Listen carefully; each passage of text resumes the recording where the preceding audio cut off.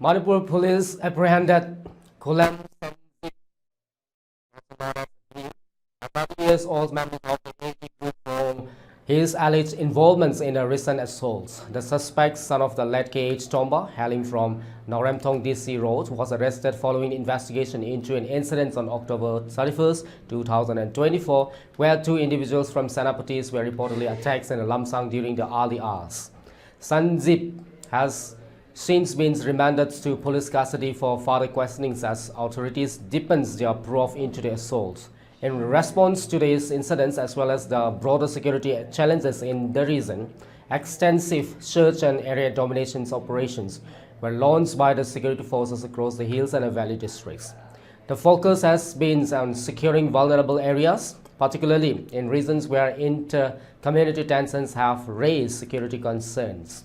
These operations are aimed at maintaining stabilities and curbing any potential disruptions.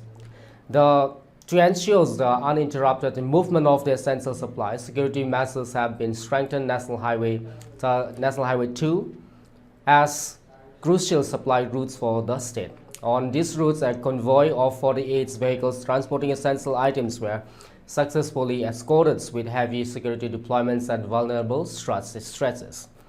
Authorities are also enforcing strict protective protocols, particularly in the high-risk zones, to ensure the safety of the vehicles and their occupants. Additionally, a total of 110 checkpoints or nakas have been established throughout Manipur's various districts, covering both hills and the valley areas, to prevent unauthorized activities and maintain public order.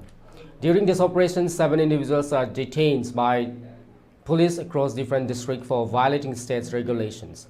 The government has reiterated the commitment to safeguarding the transportation of the essential goods whilst continuing stringent enforcement in the sensitive areas across the state.